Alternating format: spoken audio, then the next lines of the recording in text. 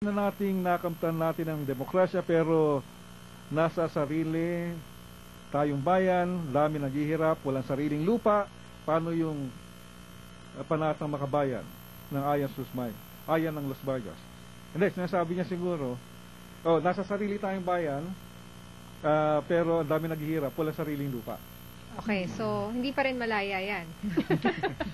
Okay, ang dami pang utang nababayaran.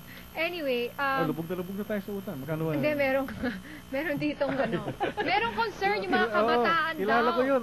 Paano daw? Bago tayo siguro magpaalam, dahil 6 o'clock na, ang mensahe siguro natin, dahil nakasalalay nga, ang sabi nga, kinabukasan ng ating bansa, pati ang eleksyon, ang magiging mananalo raw sa eleksyon, ay marami sa mga botante kasi mga kabataan.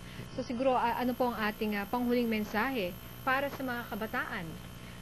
Ito ang lagi kong sinasabi pag nag-a-appear ako sa TV. Ang vision ng NHI, mahalin natin ang ating bansa, ipagyabang natin ang ating kultura, alamin natin ang ating kasaysayan. Pagkilala ng sarili natin, ito'y nagpapayaman ng ating sarili, binibigyan natin ng dangal. Bilang bansa, ganun din. Pag-aralan natin yung kasaysayan para malaman natin kung sino tayo, para malaman natin na ang kapangyarihan na baguhin ang kasaysayan ay nasa ating mga kamay. Ang simula ay nasa atin lahat. Yan.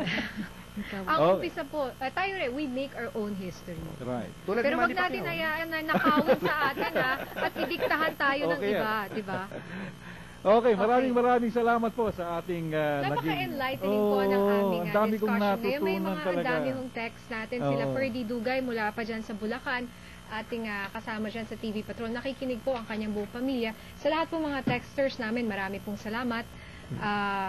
Marami pa rin dito galit kay Gloria. So, talagang ibang parte na pala kasaysayan yun. Panibagong debate yun. Kaya tuloy na lang ho natin ang laban.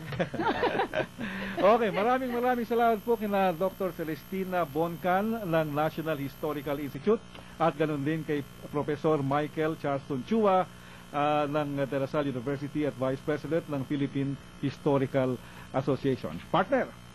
Okay, maraming salamat po. Hanggang sa susunod na Pasada sa 6:30 Sabado. Happy weekend po sa inyong lahat. Ako po si Nina Corpus. Sino? Ako'y isang Pinoy sa puso't diwa, Pinoy na isinilang sa ating bansa. Ang oras, 6:01 na mga ting! KCMM Radio Patrol sa 6:30.